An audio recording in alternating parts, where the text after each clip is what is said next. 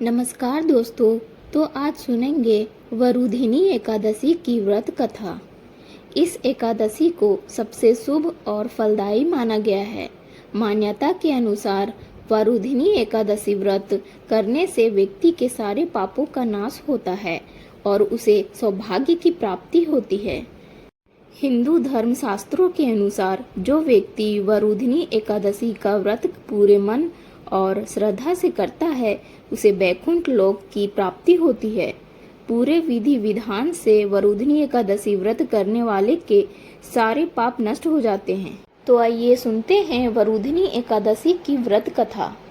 प्राचीन काल में माधांता नाम का एक राजा नर्मदा नदी के तट पर राज करता था। वो अत्यंत दानी और तपस्वी था। राजा हमेशा धार्मिक कार्यों में और पूजा पाठ में लीन रहता था। एक बार राजा वन में तपस्या में लीन था, तभी उधर से एक जंगली भालू आया और राजा के पैर को चबाने लगा। राजा तनिक भी नहीं घबराया और अपनी तपस्या में लीन ही रहा, परंतु वो भालू राजा के पैर को चबाते हुए घसीटता हुआ उसे ले जाने लगा। तब राजा ने तपस्या धर्म का पालन करते हुए बिना क्रोध करते हुए अपनी रक्षा के लिए भगवान विष्णु से प्रार्थना की। राजा की प्रार्थना सुन भगवान विष्णु वहां प्रकट हो गए और अपने चक्र से उन्होंने भालू का वध कर दिया और राजा को बचा लिया। राजा के पैर को भालू पहले ही खा चुका था। जब राजा ने अपनी पैर की हालत देखी तो उसे अत्यंत पीड़ा हुई। वो अपनी पैर की हालत देख के बहुत दुखी हुआ। अपने दुखी भक्त को देखकर भगवान विष्णु ने कहा, हे वत्स, तुम शोक ना करो। तुम मथुरा जाओ और वरुधिनी एकादशी का व्रत रखकर मेरे वराह अवतार की मूर्ति की पूजा करो। व्रत के प्रभाव से तुम फिर से संपूर्ण अंगों वाले हो जाओगे। भालू के द्वारा तुम्हारे पैर का नष्ट हो जाना तुम्हारे पूर्व जन्म के दुष्कर्मों की सजा थी। भगवान विष्णु की आज्ञा को तुरंत मानकर राजा माधांता ने मथुरा जाकर पूरे श्रद्धा और लगन से वरुधिनी एकादशी का व्रत किया।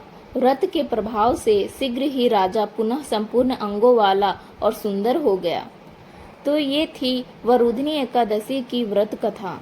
वरुधिनी एकादशी के दिन सुबह जल्दी उठकर स्नान करके स्वच्छ वस्त्र धारण करें।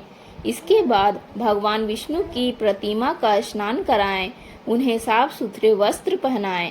प्रतिमा को रखने वाली चौकी को गंगा जल से छिड़क कर शुद्ध करें। इसके बाद भगवान विष्णु की अक्षत, दीपक आदि 16 सामग्री से पूजा करें।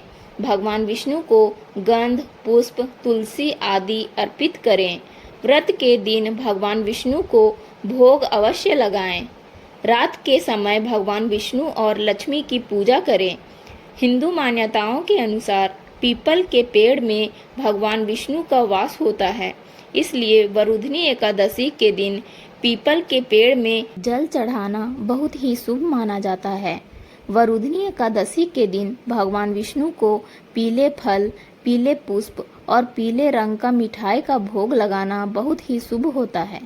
एकादशी के दिन भगवान विष्णु के साथ देवी लक्ष्मी की पूजा करने से घर में सुख, समृद्धि और धन का आगमन होता है। जो भी व्यक्ति वरुधिनी एकादशी की व्रत को पूरे मन और श्रद्धा से करता है उसे मोक्ष की प्राप्ति होती है। तो दोस्तों, ये कथा आपको अच्छी लगी हो तो लाइक, शेयर और सब्सक्राइब और कमेंट जरूर कर दें और प्लीज़ गाइस सपोर्ट जरूर करें।